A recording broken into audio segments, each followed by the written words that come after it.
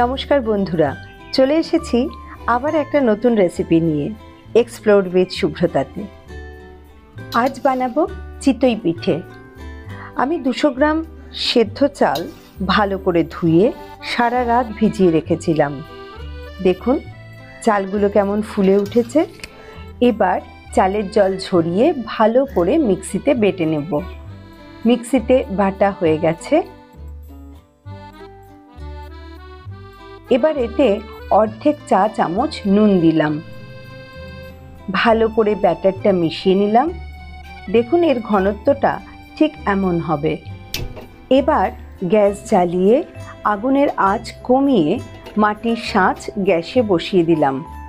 এই ধরনের মাটির সাঁচ আপনি যে কোনো মাটির জিনিস বিক্রি করে এমন দোকানে পেয়ে যাবেন। সাঁচটি একটু গরম হওয়া পর্যন্ত অপেক্ষা করতে হবে। সাঁচ গরম হয়ে গেছে। এবার এতে ব্রাশ দিয়ে একটু সর্ষের তেল সাঁচে মাখিয়ে নিলাম। এবার গুলে রাখা চাল বাটার গোলা বা ব্যাটারটি সাঁচের মধ্যে প্রত্যেক বাটিতে রান্না হবার জন্য দিয়ে দিচ্ছি। সাঁচের ঢাকনা বন্ধ করে দিলাম।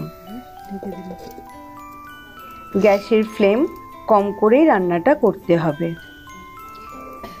মিনিট 2-3 বাদে ঢাকনা খুলে দেখতে হবে পিঠের একদিক তৈরি হয়েছে কিনা। এমন তৈরি হলে পিঠেগুলোকে উল্টে দিতে হবে। দেখুন সবকটি পিঠে উল্টোতে উল্টোতেই পিঠেগুলোর দুদিকই ভালো সেদ্ধ হয়ে তৈরি হয়ে গেছে।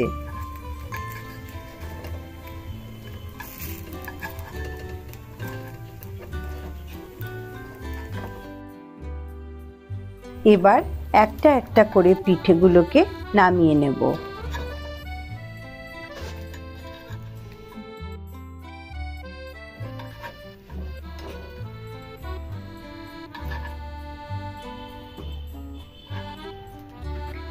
সুস্বাদু চিতই পিঠে তৈরি। চিতই পিঠে যে কোনো গুড়, বিশেষ করে নলেন গুড় দিয়ে খেতে খুবই ভালো লাগে। এছাড়া দুধে চিতই পিঠে ফুটিয়ে চিতই পিঠের পায়েসও খুব সুস্বাদু। চিতই পিঠে রান্না করার এই সহজ পদ্ধতি যদি আপনাদের ভালো লেগে থাকে তবে ভিডিওটাকে লাইক, শেয়ার এবং আমার চ্যানেলটাকে প্লিজ সাবস্ক্রাইব করবেন। সম্পূর্ণ ভিডিওটা দেখার জন্য অনেক ধন্যবাদ।